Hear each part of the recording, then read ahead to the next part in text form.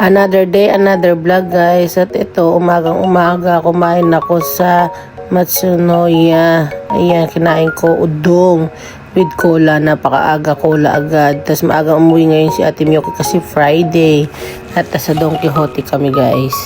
Nagpunta kami dito sa mga cosmetics dahil bibili ako ng makeup remover, pati cleansing balm at ang aking serum na retinol. Wala na kasi ako. Tapos ito, may nakita ko sa Revlon guys, yung red lipstick siya. Kadupe niya yung favorite kong Lady Danger ng MAC. Ang ganda guys, as in kadupe niya talaga, parehong pareho. Pati ano siya, matte lipstick siya, pigmented pa. Ano lang, 1.7 lang siya, mura lang. Kadupa niya yung Lady Danger na favorite kong lipstick sa MAC. Tapos may mga pareho pang mga red lipstick. Tapos ayan si baby girl, kanino pa ba magmamana yan guys, kundi sa nanay niya. Ayan o, nag blush on siya, makeup doon sa mga tester.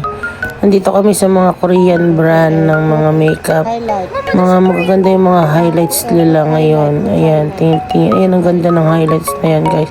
Ano lang, nisingin lang, mura lang. Tapos ito, naghahanap ako. Ito yung cleansing balm na ginagamit ko. Ngayon, gagamitin ko yung green. Tapos ito yung makeup remover. Ano, nagtitingin-tingin si baby girl. Tapos naghahanap ako ng retinol kong cream ay serum para sa aking face kasi naubusan na ako. Ito yung retinol na ginagamit ko. Mura lang siya. Singin lang. Ayan talaga ginagamit ko. Matagal na. Maganda yan guys. Sa Don Quixote lang yan mabibili. At ito si baby girl. Tingin-tingin kami ng mga perfume. Sabi niya, isprayan ko daw siya ng perfume. Ang in-spray niya yung kay Sabrina, kay Pinter. Ayan yung amoy chocolate, vanilla.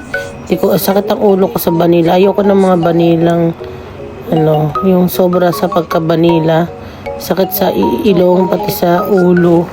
Tapos may nakita kong pabango guys. Yung green tea na pabango. Meron na silang bagong flavor ng green tea na pabango, yung with pistachio. Ang bango-bango. Tapos ito yung Eternity na pang lalaki.